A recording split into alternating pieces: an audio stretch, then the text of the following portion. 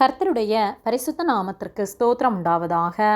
கர்த்தராகிய இயேசு கிறிஸ்துவின் நாமத்தில் உங்களுக்கு கிருபையும் சமாதானமும் உண்டாவதாக.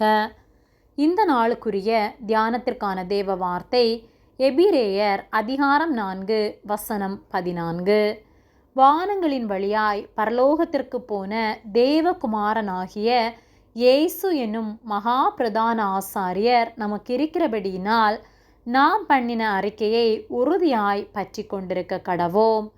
பிரியமானவர்களே, கர்த்தருடைய பிள்ளைகளாகிய நாம் கர்த்தரை விசுவாசித்து அவரை பற்றி கொண்டு அவரில் நாம் நிலைத்திருக்க வேண்டும்.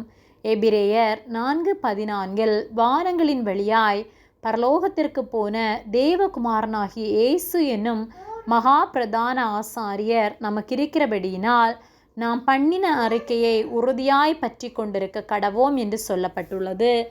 கர்த்தராகிய இயேசு கிறிஸ்து இந்த உலகத்தில் மனிதனாய் வெளிப்படும் முன்பு ஜனங்கள் கர்த்தரிடத்தில் நேரடியாக மன்றாட முடியாது. ஆகவே அவர்களுடைய தேவைகள், பிரச்சனைகள் எல்லாவற்றையும் அவர்கள் மகா பிரதான ஆசாரியனிடத்தில் சொல்வார்கள். அவர்கள் மகா பரிசுத்த ஸ்தலத்திற்குள் சென்று கர்த்தரிடத்தில் ஜனங்களுக்காக பரிந்து பேசுவார். கர்த்தருக்கும் மக்களுக்கும் இடையே ஒரு மத்தியஸ்தராக மகா பிரதான ஆசாரியர்கள் காணப்பட்டார்கள். ஆனால் கர்த்தராகிய இயேசு கிறிஸ்து இந்த உலகத்தில் மனிதனாய் வெளிப்பட்ட போதோ நமக்கும் கர்த்தருக்கும் இடையே இருக்கிற இடைவெளியை அவர் மாற்றி நாம் நேரடியாக அவரிடத்தில் வேண்டிக் கொள்ளத்தக்கதாக, அவரை நோக்கி கூப்பிடத்தக்கதான கிருபைகளை அவர் நமக்கு தந்துள்ளார். நமக்காக இந்த உலகத்தில் அவர் வந்து நமக்காக பாடுபட்டு இரத்தம் சிந்தி மரித்து உயிரோடு எழுந்து பரலோகத்திற்கு சென்று நமக்கு மத்தியஸ்தராக இருக்கிறார்.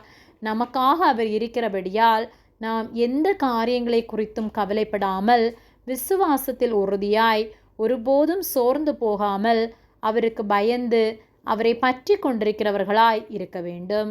அப்படி நாம் வாழும்போது நம்முடைய வாழ்க்கையிலே நிச்சயமாக ஆசீர்வாதம் உண்டாகும்.